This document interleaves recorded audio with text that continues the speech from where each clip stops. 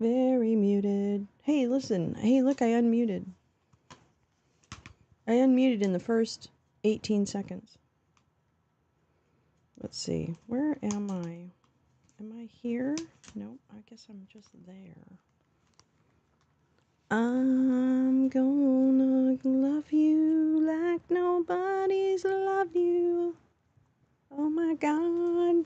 See, this is what's problem. Oh, good. Well, I was only muted for 18 seconds. So, success. Success. Good morning, good morning, good morning, good morning, good morning, good morning, good morning. Good morning, good morning. I haven't even poured my coffee yet. And look, I'm crazy. Look, my hair is crazy. This is what happens when I take a shower at night and I just go to sleep. And then it comes out crazy, which I know is of little consequence in the world. I understand that. I understand that. Came live mid-phrase. Hey, only, haha, only 18 seconds. Oh, good. I meant to do that. Oh my God, I'm so warm. What is going on with this thing? Stop moving. Stop moving. What are you doing? Why are you moving like that? Okay, there. Sorry. Good morning, Lee. Lee, I need to find that. Hold on. I'm a little discombobulated this morning. I don't know why.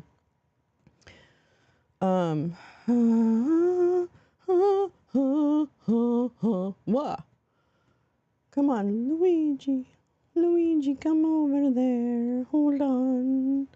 All right, let me show you what I got this. But Lee, I couldn't, it's just me. It's not you. It's definitely me. You sent beautiful instructions, but I need to find, hold on. I'll show you. I'll show you. Oops. Anyway, I've been looking at the links that you sent. Here it is less oppressively hot. That's very good.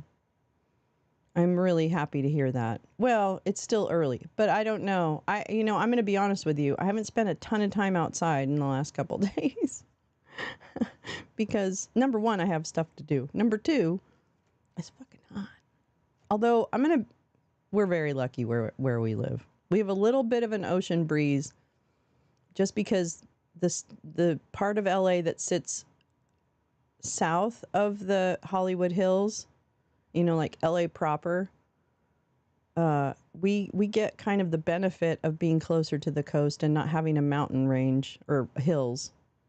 So we tend to stay just a touch cooler than the valley. Well, probably like 10 degrees cooler than the valley. So it's a difference. It makes a huge difference. I find a lot of microclimates in California. I found between living in Northern California and Southern California, I feel like I think California seems to have a lot of little microclimates. I'm probably wrong about that. That's probably not scientifically what it is. Oh my God, I gotta find this case. What are you guys distracting me for about fucking weather? Hold on. Where's this goddamn... See, I also have these guys, but look they don't even have anything. They're supposed to be showing this. Fucking fox. Some courts only display... Okay, wait. I want to go back to your note, Lee. I got a text. Because I see it. Okay, so it's... Who's the judge? Preliminary 9:30. Case number... Okay, wait. Let me look if I can say... Okay, fine. Continue. Just fucking show me the case. Case number search. Year? Oh my God. I don't know. Okay, fuck that. All right. It's... What is it? 240498. I don't know. Oh, here we go. Nope. What? What? Huh? I don't want to filter it. Just fucking search. God damn. Oh my fucking God. Objects that normally contain an engine. That.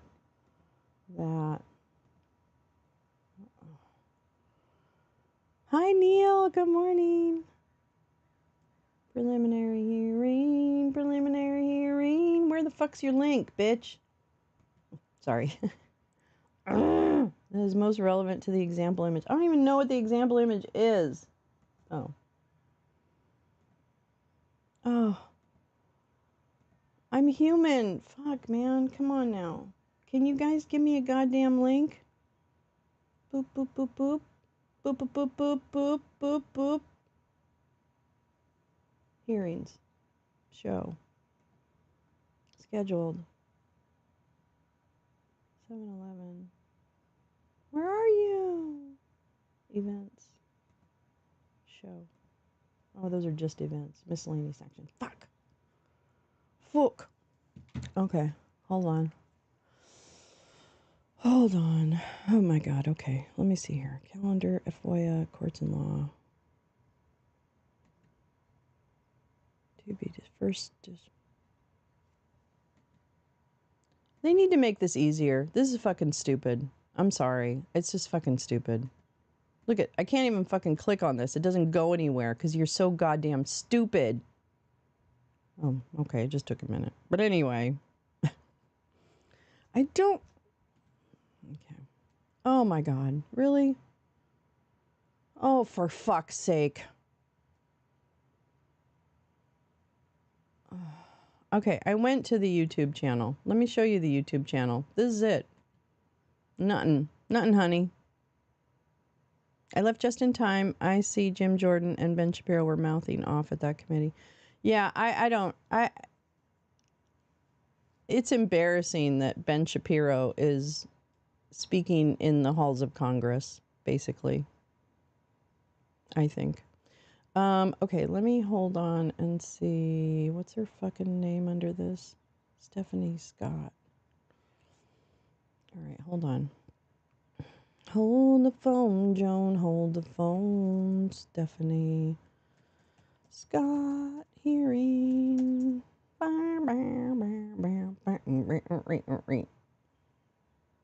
Wait, videos. Arraignment. Fuck me. Come on. God damn it. Fuck off. Oh, fuck off. Oh my god. It's just like, how hard is this? I'm sorry. I'm going to say this. I'm going to say this out loud. Fucking courts, okay? How fucking hard is it to take your docket and put the Zoom link on a goddamn web page? You could put up a PDF. I've done it. You can attach a PDF with links, with hot links in them. Easy peasy lemon squeezy. You don't have to program. You don't have to update anything. You just fucking throw that bitch up there with some hot links and you're good. And you're good. Wait, is this Ms. Michigan? So why is the world not, why is it not like, fuck? Okay. Sorry. I have not had any coffee or any weed yet in the morning, and I'm really, really upset about it. Stephanie Scott, preliminary hearing. Let's try another way inside the back door. Maybe they're not. Well, they should have Zoom Is it like? Am I wrong? Is it not 9:30 there? I think it's 9:30 there, right? Fuck.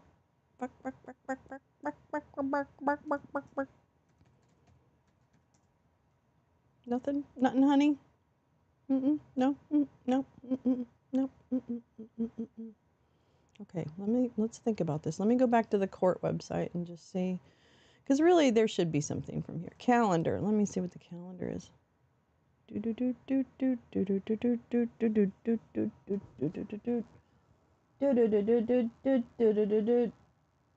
What? Well, their calendar doesn't have. Oh, it has their planning. Fuck. Court. Courts and law. Okay. First Judicial Circuit. Why don't... Okay, it takes a minute. 9:44 in the ballpark. Or whatever, you know. A small IT budget, not fans of transparency. No, I understand. I'm sorry. I don't mean to bitch. It's just that they have a place. Like, look at, they literally have a fucking place for the Zoom meetings. And then when you do this, wait. I looked up her case too. It doesn't have, well, actually, I'll look it up again.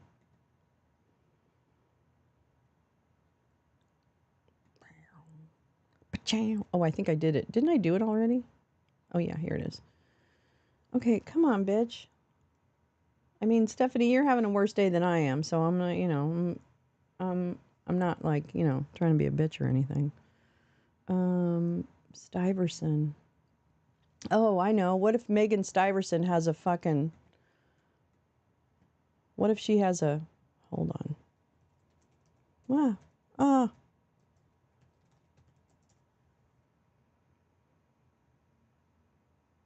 Oh, this is the other one. Oh, shit.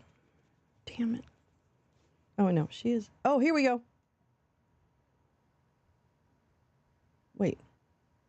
Second District Court is back in session. Honorable Megan Stuyvesant presiding. God damn it. All right, we're back on the record. I have Mr. Gosha present on file 220253. I know that we had just addressed this the other day, but Mr. Dunham requested Mr. Gosha that we have a hearing today so that we... Oh, that's the 2B District Court. This is the 1st District Circuit, right? Where's Topher? 2 years ago. God bless America. Okay, wait. So what did they call that? They called it 2B, so it's 1st Judicial Circuit. Hillsdale. Whoops.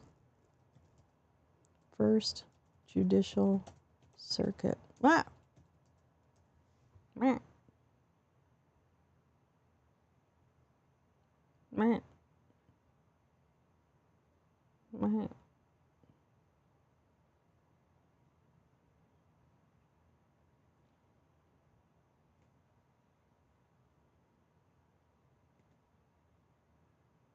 .46 Columbia. God damn. Poop. Poopy scoops. Oh, wait. Let me check Twitter. Hold on. I'll check the Twitter. Hold on. Maybe the Twitter has some information. Hold on just a second.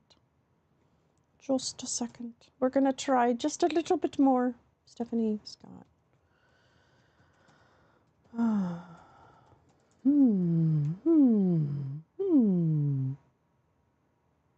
Okay, Craig says, back in Hillsdale. Okay, where's the fucking link?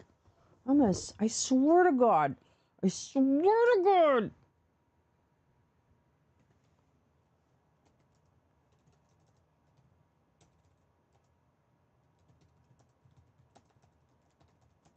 Okay, I'm going to ask Craig Mauger if there's a way for them to... God fucking damn it. Well, let me tell you what it said. Craig Mauger reports 3 minutes ago. Back in Hillsdale County District Court, Dan Hartman, lawyer for Stephanie Lambert and Stephanie Scott, is starting out by saying he wants to challenge the judge's rejection of his motion to dismiss the charges in circuit court. Assistant AG says the request is ridiculous. All right, so this is, okay, so this is it. It's the 2B District Court. Okay. So what the fuck? Preliminary exam. Come on, where is it? Where the fuck is it? 2B District Court. It's just, they don't have it. They're just not going to do it. They have a channel. They're just not going to use it. We're looking for the courtroom that has one of the fake electors from Michigan getting her preliminary hearing. And for some reason, this court doesn't have it. Click on the link. Okay. Okay, I will.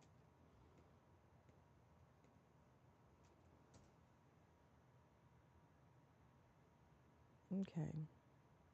9:30. Nothing. No clickies. No clickabers. Okay. That's fine. That's fine. I don't need any information. I don't need any direct viewing of what's going on. I don't need any of that. That's fine. Whoops. Oh, my camera's like really fucked up. Sorry. Luigi. Anyway, that's stupid. That's stupid. You had the same idea to check Craig Mager, I know. Well, I figured, I don't know. Okay, hold on. Let me just keep trying. Lambert.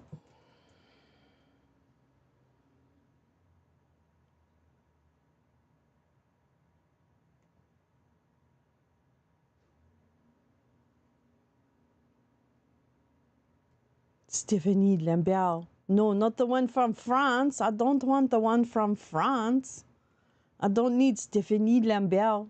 I don't need that Stephanie. I need the other Stephanie. Stephanie Lambert. You know, not the one that is not French. She is not French.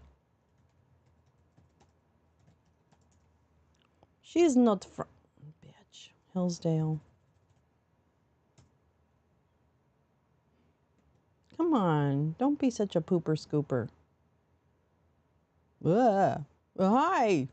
Hi, Stephanie. Stephanie Lambert. Preliminary hearing. Whoops. Whoops. I know. I'm going to give up soon. Don't worry.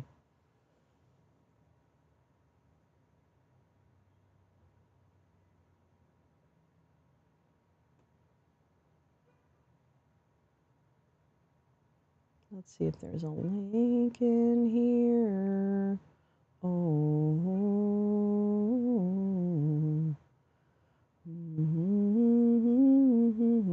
Fuck. Michigan, you blow chunks. Come on now. God damn it.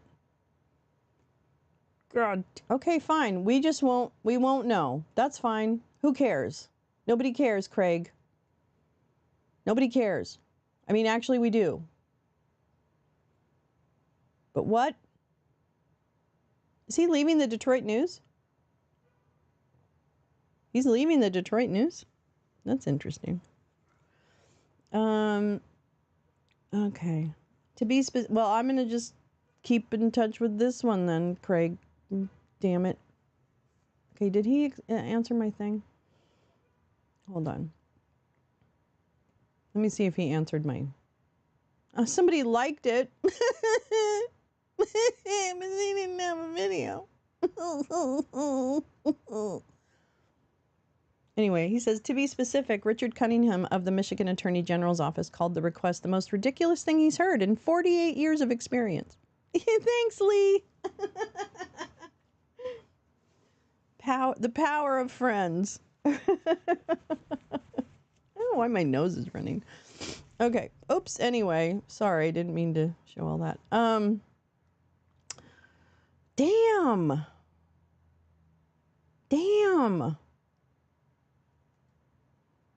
Craig. Come on